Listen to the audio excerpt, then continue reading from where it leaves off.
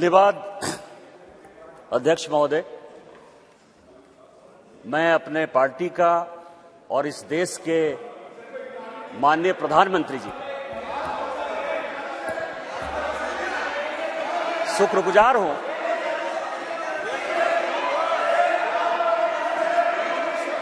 कि इस ऐतिहासिक बिल पर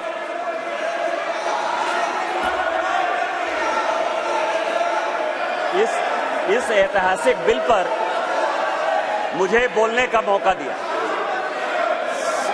सर सी बात कह सकता है, प्लीज बैठिए। नो सर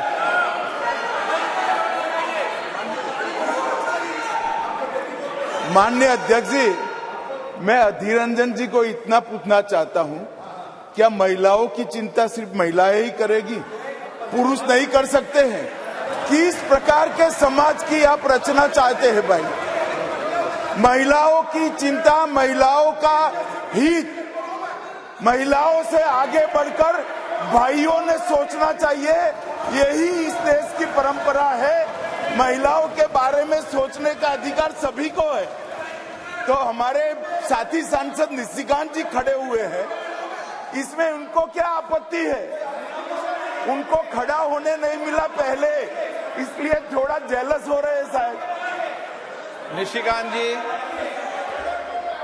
माननीय अध्यक्ष जी, कांग्रेस या उसके समर्थक दल किस तरह से लोकतंत्र का गला घोटते हैं, वो मैं उदाहरण हूं। मैं गांव में पैदा हुआ, मेरे माँ पिताजी आज भी गांव में रहते हैं। आज जब मैं पार्लियामेंट के लिए चल रहा था तो मेरी माँ आज एम्स देवघर में भर्ती है सर। उसने मुझे फोन किया कि बेटा यदि पार्टी तुमको मौका देती है तो आज इस बिल के बारे में जरूर बोलो। और इसीलिए कहा उसने कि जो महिला है सर, आज यदि सारे पुरुष यहां मौजूद हैं उसका कारण महिला है। यदि महिला नहीं होती तो पुरुष का कोई एग्जिस्टेंस नहीं होता। और आज चूंकि कांग्रेस की गलतफहमी है, गलती है सर, और ये जितने अपोजिशन के लोग हैं वो इतने वर्षों तक इस बिल को लेकर नहीं आए। हमारे माननीय प्रधानमंत्री जी ने ये नैतिक साहस दिखाया, हमारी पार्टी ने ये नैतिक साहस दिखाया। आज हम बिल लेकर आए हैं कि इनके पेट में दर्द हो रहा है सर। हम वर्षों से सुनते रहे सर कि जननी जन्मभूमिश्च स्वर्गादपि गरीयसी, यत्र नार्यस्तु पूज्यन्ते रमन्ते तत्र देवता। लेकिन क्या हुआ? इस देश में महिलाएं स्कूल एजुकेशन के लिए परेशान थी। जब तक माननीय अटल बिहारी वाजपेयी जी की सरकार नहीं आई, सर्व शिक्षा अभियान इस देश में नहीं आया, महिलाओं का जो है शिक्षा का लेवल नहीं बढ़ पाया सर। महिलाएं यदि बच्चियां स्कूल जाती थी तो उनको जो है खाना बनाकर जाना पड़ता था सर। और इसको जब हमारे प्रधानमंत्री जी ने देखा तो मिड डे मील स्कीम जब तक कि सरकारी स्कूलों में लागू नहीं हुआ तब तक महिलाओं की संख्या, बच्चियों की संख्या नहीं बढ़ी सर। और उसके बाद जो सबसे बड़ा प्रॉब्लम था, इस देश के प्रधानमंत्री ने जो सबसे बड़ी बात की कि उनको सम्मान दिया सर। सारे स्कूल में, स्मृति ईरानी जी उस वक्त एचआरडी मिनिस्टर थी, सारे स्कूलों में शौचालय बनाकर महिलाएं कैसे अच्छा से पढ़ेंगी, बच्चियां कैसे आगे बढ़ेंगी, उसी का ये उदाहरण है। और उससे आगे बढ़कर आज जो कल से लेकर परसों से लेकर माननीय प्रधानमंत्री जी लगातार बोल रहे हैं कि सही समय है, यही समय है। और इसी समय पर आज ये ऐतिहासिक सेशन बुलाकर माननीय प्रधानमंत्री जी ने महिलाओं को जो सम्मान देने का काम किया, उसके लिए हम भारतीय जनता पार्टी के कार्यकर्ता गौरवान्वित हैं। और हम उनका जो है आदर और नमन करते हैं कि उन्होंने महिलाओं को आरक्षण देने का फैसला किया। सर मैं पढ़ रहा था, काफी बातें कही, मैं केवल 2-3 चीजें बताना चाहता हूं, फिर अपने विषय पर आऊंगा सर। ये देश इस संविधान से चलता है और इसका आर्टिकल 82, मनीष तिवारी जी यहां बैठे हुए हैं, कल से लगातार वो संविधान की बात कर रहे हैं। अभी सोनिया जी ने भी बोलते हुए बातें कही कि अभी क्यों नहीं लागू कर दिया, कब से लागू कर देंगे। ये देश संविधान से चलता है। मैं आर्टिकल 243D और आर्टिकल 243T जिसके लिए कि उन्होंने बड़ा अपने आप को गौरवान्वित महसूस किया कि हमने पंचायत में जो है महिला रिजर्वेशन लागू किया, बड़ा अच्छा किया। लेकिन यह आर्टिकल में 243 डी और 243 टी हमने तो नहीं दिया। आप दोनों को पढ़ लीजिए, 243 डी और टी क्या पंचायत में किस तरह से रिजर्वेशन होगा और म्युनिसिपल कॉर्पोरेशन में किस तरह से रिजर्वेशन होगा। आपने उसके लिए कभी ओबीसी की बात तो नहीं की। यदि इस आर्टिकल में यदि आपने डाला होता ओबीसी की बात, तो आप जब करिए बहुत अच्छा, इतने वर्षों से आपको नहीं दिखाई दिया। उसी तरह से 1947 से लेकर 49 तक ये पूरा संविधान सभा चलता रहा। परसों से यही भाषण सुन रहे हैं सर। इस कॉन्स्टिट्यूएंट असेंबली से लेकर 1952 से लेकर आज तक चुनाव हुआ, कभी किसी ने राज्यसभा में रिजर्वेशन की बात नहीं की, विधान परिषद में बात नहीं की। आज भी राज्यसभा में शेड्यूल कास्ट और शेड्यूल ट्राइब को रिजर्वेशन नहीं है, विधान परिषद में शेड्यूल कास्ट शेड्यूल ट्राइब को रिजर्वेशन नहीं है। आप कौन सी नई बात केवल पॉलिटिकल एंगल के लिए ले आते हैं? आपने जब नहीं किया, जब तक आज तक जो है भारत के संविधान में यह कहा गया कि राज्यसभा में कोई रिजर्वेशन नहीं होगा, विधान परिषद में कोई रिजर्वेशन नहीं होगा, और जब माननीय प्रधानमंत्री जी और भारतीय जनता पार्टी इस बिल को लाती है तो आप कहते हैं राज्यसभा में रिजर्वेशन नहीं है, विधान परिषद में रिजर्वेशन नहीं है। आप पंचायत में कहिए कि कोई ओबीसी को रिजर्वेशन नहीं होगा, चाहे म्युनिसिपल कॉर्पोरेशन में कोई ओबीसी को रिजर्वेशन नहीं होगा। और आर्टिकल 82 है सर, जो एडजस्टमेंट ऑफ ईच सेंसस की बात कर रही है और सीट बढ़ाने की बात, सब पढ़ लीजिएगा इस आर्टिकल को। इसमें कहा गया है कि 2026 तक सभी चीजों को हमने फ्रीज कर दिया है। आप अनकॉन्स्टिट्यूशनल काम करना चाहते हैं, आप उसके ऊपर जो है कहते हैं कि 2024 से लागू कर दीजिए, तुरंत सुप्रीम कोर्ट में जाएगा और सुप्रीम कोर्ट में तुरंत वो स्टक डाउन हो जाएगा। क्या आप चाहते हैं कि महिलाओं को रिजर्वेशन नहीं दें? और जिस तरह से आप केवल राजनीति के माध्यम से इस महिला रिजर्वेशन को लॉलीपॉप बनाते रहे, घुमाते रहे, वही भारतीय जनता पार्टी करे। हमारे प्रधानमंत्री जी हैं जो कहते हैं कि जिसकी मैं शुरुआत करता हूं उसका अंत भी करता हूं। यदि ये महिला रिजर्वेशन यहां आया है तो महिलाओं को अधिकार मिलेगा, मिलकर रहेगा, दुनिया की कोई ताकत इसको नहीं रोक सकती है। लेकिन इनके यहां क्या दिक्कत है सर? इनके यहां सबसे बड़ी दिक्कत है, और अभी जितने स्पीकर बोलने वाले हैं सर, वो स्पीकर 2026 में ये आर्टिकल 82 पढ़िए, संविधान को जो है पढ़िए, जो संविधान में लिखा हुआ है कि सेंसस होगा, सेंसस के बाद डिलिमिटेशन होगा, और डिलिमिटेशन के बाद जो है हम उसको लागू करेंगे। और ये आर्टिकल 82 कह रहा है, ये 82 कह रहा है।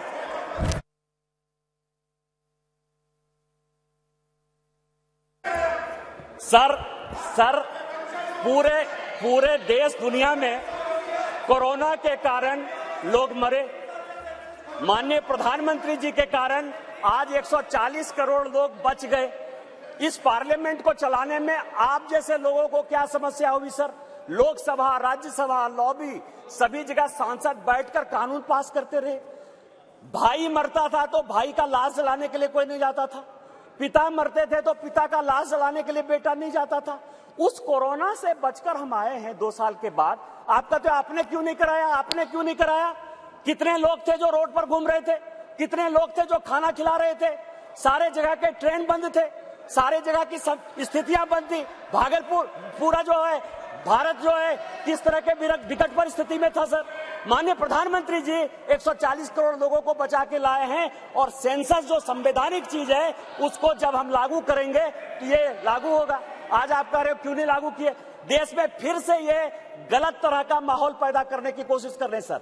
2020 और 21 के माहौल के बाद, कोरोना के बाद कैसे सेंसस लागू हो सकता था, कैसे सेंसस हो सकता था? और माननीय गृह मंत्री जी बैठे हैं, हमेशा कहते हैं कि मैं कोई गैर संवैधानिक काम नहीं करूंगा, कोई असंवैधानिक काम नहीं करूंगा। यदि सेंसस होना है तो उसका भी डेट घोषित होगा, सेंसस होगा, डिलिमिटेशन होगा और महिलाओं को रिजर्वेशन मिलेगा। यही तो इस बिल में है 334 से, जिसके बारे में कि माननीय कानून मंत्री जी कह रहे थे सर। लेकिन क्या समस्या है कि ये अपने जो 26 पार्टियों का एक जो गठबंधन बनाया है सर, इंडी अलायंस, उसके सारे नेताओं का मैं भाषण पढ़ रहा था। आज सोनिया जी जब बोल रही थी तो मुझे लग रहा था कि वो राजनीति से ऊपर उठकर बोलेंगे, क्योंकि वो अपोजिशन की आवाज थी, मैं उनका सम्मान करता हूं सर। इस महिला रिजर्वेशन के लिए जिन महिलाओं ने पार्लियामेंट के अंदर और पार्लियामेंट के बाहर सबसे ज्यादा आवाज उठाई, वो बंगाल की गीता मुखर्जी थी और भारतीय जनता पार्टी की सुषमा स्वराज थी। ये दोनों यदि नहीं रहती तो आज ये दिन भी देखने को नहीं मिलता। 33% यदि रिजर्वेशन लोकसभा और विधानसभा में यदि लागू होने वाला है और माननीय प्रधानमंत्री जी लेकर आए हैं इन दो महिलाओं का, लेकिन सोनिया जी ने अपने पूरे भाषण में न गीता मुखर्जी का जिक्र किया न सुषमा स्वराज का जिक्र किया। यह किस तरह की राजनीति है? अपना क्रेडिट लेना चाहती हैं कि हमारा बिल है।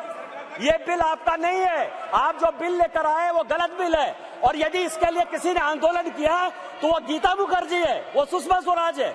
आपने ये नहीं बोलकर इस महिला बिल में भी राजनीति करने की कोशिश की, और आज का पूरा क्रेडिट जो जीता वो सिकंदर, जो गोल मारता है, यहाँ बंगाल के लोग बैठे हुए हैं, जो गोल मारता है उसी के नाम से गोल मारा जाता है। माननीय प्रधानमंत्री जी गोल मारने को तैयार हैं। ये भारतीय जनता पार्टी का बिल है और ये माननीय प्रधानमंत्री जी का बिल है, आपको ये मानना पड़ेगा।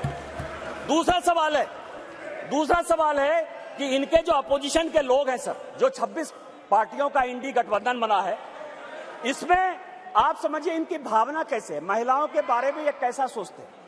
ये सोचते हैं, अब नहीं रहे, इसी सदन के सदस्य थे, राज्यसभा के भी सदस्य थे, इनके पार्टी के बड़े नेता थे अपोजिशन के, वो कहते हैं कि परकटी महिलाएं आ जाएंगी। क्या महिलाओं के लिए इस तरह की बातें होनी चाहिए? दूसरी बात जो है, ये दूसरे नेता जो है 2011 में मैं अध्यक्ष जी आपको दो कहानी बताना चाहता हूं, और ये वर्षों से मेरे मन में था। इस पार्लियामेंट में 2 बार संजोग से मैं 2009 में सांसद बनकर आया, अनुराग ठाकुर जी से लेकर राजनाथ जी सबों के साथ काम करने का मौका मिला सर। 2011 और 2013 में 2 भयंकर घटना हुई इसी वेल में। 2011 में जब 2010 में ये बिल पास हो गया राज्यसभा में, और जब यहां 2011 में जिसको कि ये लागू नहीं करना चाहते थे बिल लेकर आए, और जब बिल उधर से इंट्रोड्यूस हो रहा था तो इन्हीं के सहयोगी दल के सांसदों को इसी कांग्रेस ने इसी वेल में पीटा सर। 2 बिल था, एक महिला रिजर्वेशन का 2011 में और 2013 में प्रमोशन इन रिजर्वेशन। और प्रमोशन इन रिजर्वेशन में मैं जब बात करूंगा तो ये पूरे के पूरे बेंच खड़े हो जाएंगे सर। यही वी नारायण स्वामी बिल को पेश कर रहे थे, समाजवादी पार्टी के यशवीर सिंह, शेड्यूल कास्ट थे सर, ये कहते अधिकार की बात, शेड्यूल कास्ट शेड्यूल ट्राइब की बात करते हैं सर। यही यशवीर सिंह यहां पार्लियामेंट में उस तरफ से गए, वी नारायण स्वामी का उन्होंने बिल खींच लिया। इस पार्लियामेंट में, इसी लोकसभा में सर, सबसे पहले बिल में यदि उसका कॉलर पकड़ने के लिए कोई आया तो यही मैडम श्रीमती सोनिया गांधी जी थे सर। और नीरज शेखर वहां खड़े थे, मुलायम सिंह यादव बाहर थे, और मैं वहां से कूद कर टेबल पर आया और मैंने कहा कि आप यहां की तानाशाह नहीं है, आप यहां की रानी नहीं है, इस बेल में आप मारपीट नहीं कर सकती हैं। और इनके जो इतने लेफ्टिनेंट थे, बिलास मुतेबार से लेकर सबों ने उनको पीटा। ये दोनों घटनाएं जो है, चाहे महिला रिजर्वेशन का हो, चाहे ये प्रमोशन इन रिजर्वेशन का हो, ये पार्लियामेंट है सर, सबको सत्य बोलना चाहिए। और मुलायम सिंह यादव ने कहा यदि बीजेपी नहीं होती तो आज के डेट में हमारे सांसद नहीं बचते। आपने तो सांसदों की हत्या करने की कोशिश की, और उसी दल के साथ, उसी 26 दल के साथ ये आए हैं जिनका की मानसिकता ही नहीं है कि महिला को रिजर्वेशन मिले। चाहे वो राष्ट्रीय जनता दल है, चाहे वो समाजवादी पार्टी है, चाहे इनके सारे मुस्लिम एमपी है, चाहे कोई भी पॉलिटिकल पार्टी जो इनको सपोर्ट कर रही है सर, और उन्हीं के दबाव में ये कानून के विरोध में जाकर, इस संविधान के विरोध में जाकर, और उसके सारे उदाहरण है कि 96 से लेके आज तक क्यों नहीं लागू हुआ, उसी के कारण ये कभी ओबीसी रिजर्वेशन की बात करते हैं, कोटा विद इन कोटा की बात करते हैं, राज्यसभा में जो है उसको अधिकार देने की बात करते हैं, विधान परिषद में क्यों नहीं रिजर्वेशन दिया उसकी बात करते हैं, फिर वो बात करते हैं कि 2024 से क्यों नहीं लागू होगा। इनको सब कुछ पता है, ये देश संविधान से चलता है। हम एक गरीब परिवार के बेटे होकर इस पार्लियामेंट में आए हैं सर। जैसे मैंने बात कही कि मेरे माँ पिताजी आज भी गांव में रहते हैं। यदि बाबा साहब अंबेडकर का यह संविधान नहीं होता, भारतीय जनता पार्टी नहीं होती, उस दिन भी मैंने कहा कि आपने गांव नहीं देखा है, गरीबी नहीं देखा है, महिलाओं की स्थितियां नहीं देखी। आपने जो जो कानून पास किए वो महिलाओं के खिलाफ है। यदि 498 आपने पास किया जिसका आप क्रेडिट लेना चाहते हैं, तो उसमें से है पुरुष से ज्यादा महिलाएं ही जेल में बंद हैं। डॉरी के केस में जिस तरह से आपने बनाया, आज यदि आपने कई एक कानून ऐसे पास किए हैं जिसमें लोग महिलाओं को नौकरी देने के लिए तैयार नहीं होते हैं। आपने महिलाओं को रोकने का प्रयास किया, महिलाओं को बढ़ाने का प्रयास नहीं किया। और हम जो बिल लेकर आए हैं, जो माननीय प्रधानमंत्री जी के नेतृत्व में ये इतिहास रचने जा रहा है, और ये जो ऐतिहासिक पल है, और स्पीकर साहब आपके जीवन का जो ऐतिहासिक पल है कि उस कुर्सी पर आप विराजमान हैं, जिस पल में ये इतिहास बन रहा है वो केवल और केवल माननीय मोदी जी की देन है, भारतीय जनता पार्टी की देन है। हम संविधान सम्मत काम करते हैं और मेरा सबों से आग्रह होगा कि दल पार्टी से ऊपर उठकर जो ये संविधान आर्टिकल 82, 243D और 243T जिन आधार पर यह संविधान चलता है उसके आधार पर